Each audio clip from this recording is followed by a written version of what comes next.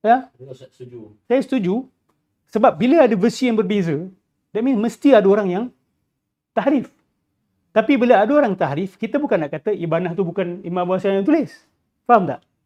Contoh, Ihya tu Imam Ghazali tulis. Tapi adakah semua manuskrip yang didakwa Ihya adalah benar-benar ditulis oleh Imam Ghazali? Understand? Kita ambil contoh Quran lah. Kan? Quran itu memang Allah wahyukan kepada Nabi SAW. Tapi awak boleh kata bahawa semua naskah Quran yang di dalam dunia ni exactly seperti apa yang Allah turunkan? Masih ada orang tulis silap. Banyak orang tulis Quran silap. Quran-Quran dulu, bila jumpa, letak kat museum, silap ni. Ayat silap. Sebab mungkin dia tulis daripada hafalan dia.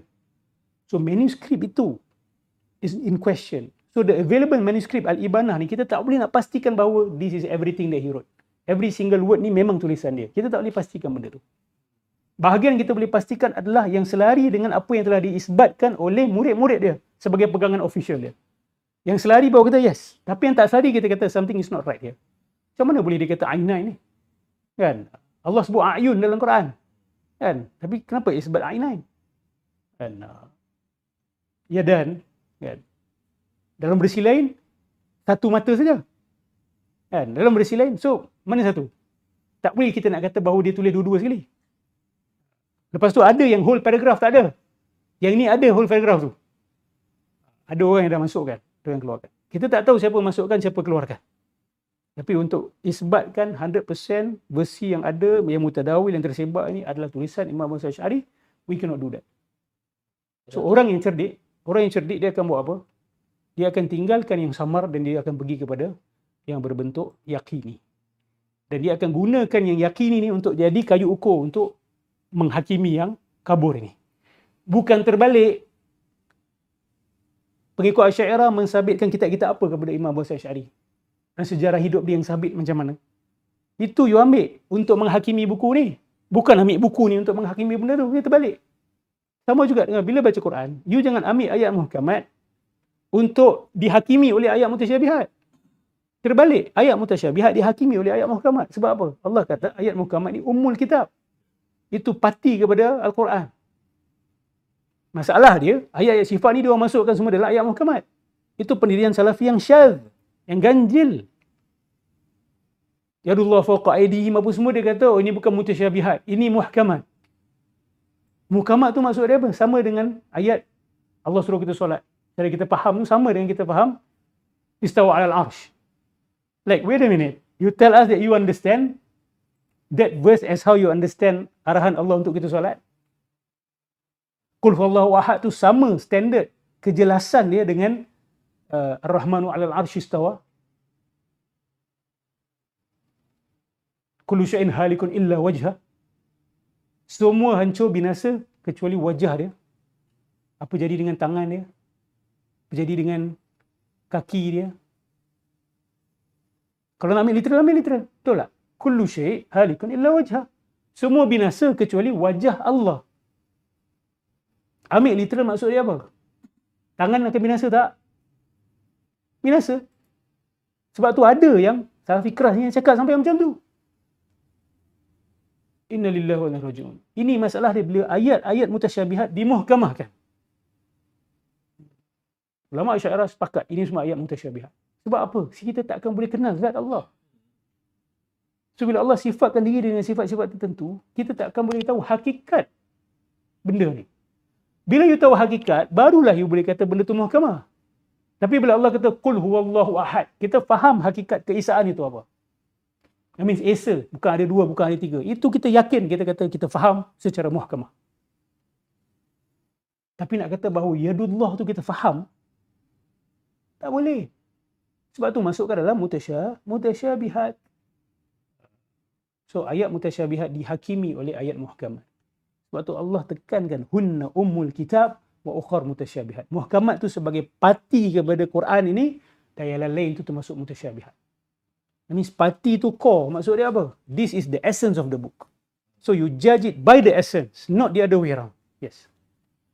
Jadi Ustaz, di kalam Imam Asy'ari yang kata ada yadain ataupun dua tangan, dua mata tu masih dipersisi lah. Sebab memang Masih Salafi memang up Ya. kalam-kalam ni lah. Katalah kita terima pun. Kita kata itu sifah, khalas.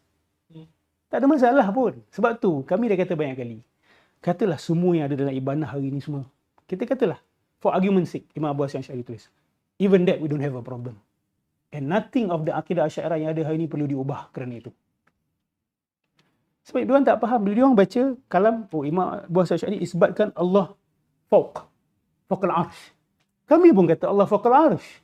Tapi what do you mean by that? Allah rafi'ud darajat, Allah tinggi. Ulu. Kami pun isbat ulu. Tapi ulu tu maksud dia tinggi. Salah kamu adalah bagi kamu tinggi itu kena hissi. Pasti hissi. Inilah problem dia. Bila kami kata kami tak tolak. Ainallah, hadis tu kami tak tolak. Fis sama' kami tidak tolak.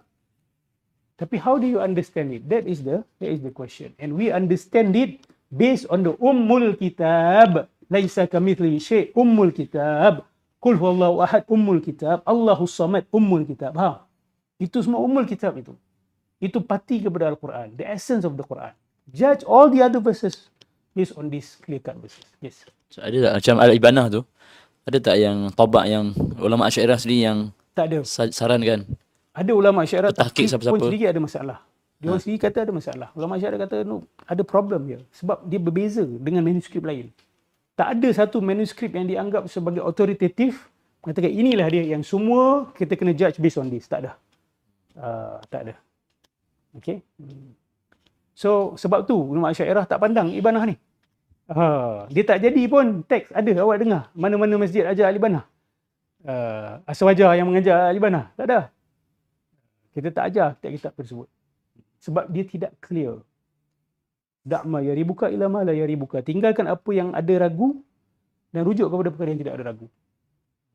Sebab tu bila dilontarkan keraguan-keraguan macam ni, orang awam yang jahil, dia akan kata, betul lah Imam Asy'ari dah tukar mazhab Asy'ariyah hari ni tak ikut. Dia orang ni mengaku je Asy'ari tapi sebenarnya bukan Asy'ari. Kita lebih Asy'ari daripada mereka. Dia dah start claim macam tu pula. Kan? So, itulah ceritanya. Ustaz, ibanah tu kitab terakhir dia ke? Tak. Kan? Bukan Kitab Al-Lumak. terakhir dia Al-Lumak. Kan? Itu lagi satu masalah. Kitab terakhir dia bukan Al-Ibanah, Al-Lumak. So, dan kalau nak tengok dari segi pensejarahan pun tak kena tu. Sebab dia kata selepas dia 40 tahun Al-Ibanah tu ditulis sebelum dia 40 tahun. Maksud dia sebelum dia ubah daripada Mu'tazilah kepada faham tak?